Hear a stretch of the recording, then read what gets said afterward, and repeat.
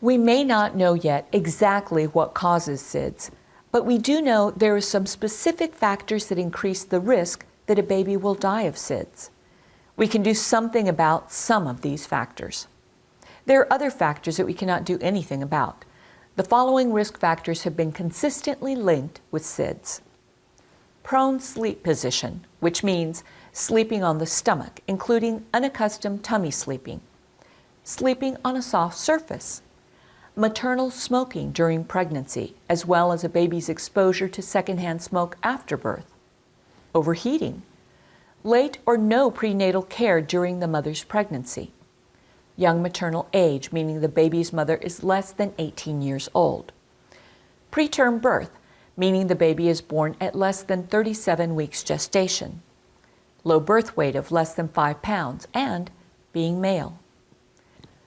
As we already stated, some racial or ethnic groups are also at a greater risk of SIDS than others.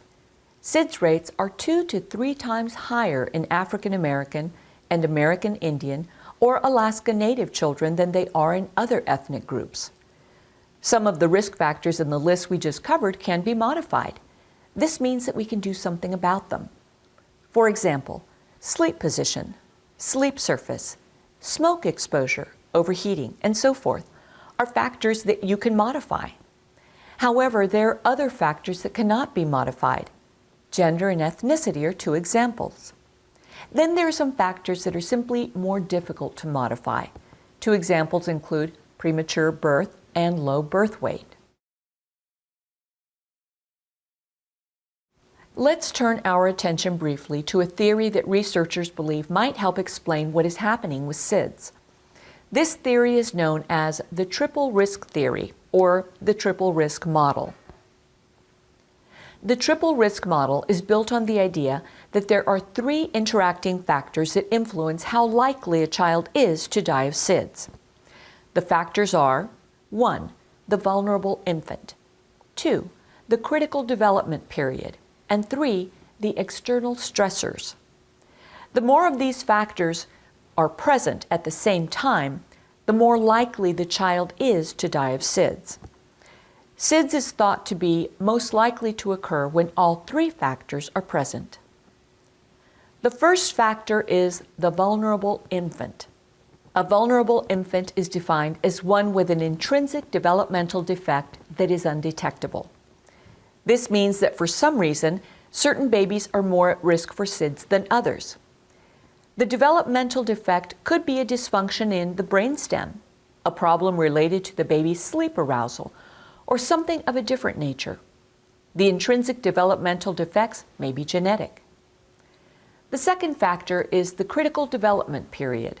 This refers to a period of rapid growth and development of the brain during the first 6 months of life. As we discussed earlier in the course, 90% of SIDS-related deaths occur during this 6-month period. The third and final factor is the external stressors. This refers to the environmental factors that you can modify.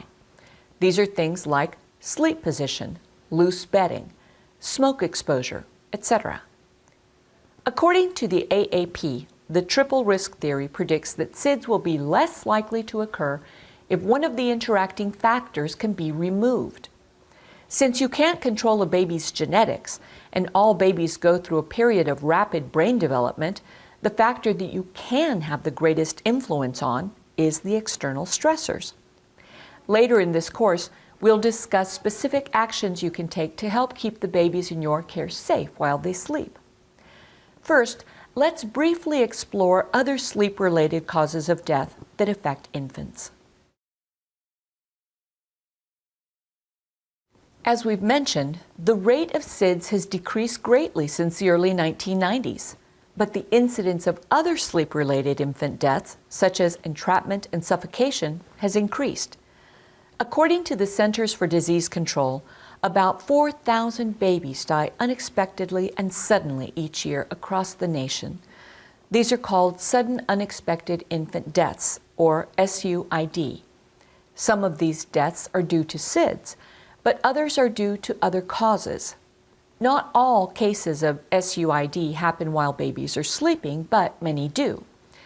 The most common cause of death due to injury among infants is another type of sleep-related SUID called accidental suffocation and strangulation in bed, abbreviated ASSB.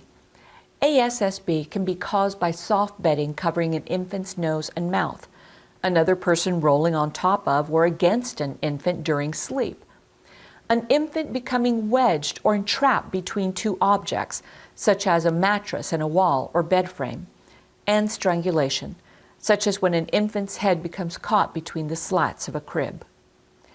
There are many ways that a safe sleep environment can help protect infants from dying unexpectedly. The safe sleep practices we will discuss in the next section of this course are designed to create an environment that minimizes the risk of all kinds of sleep-related death for infants.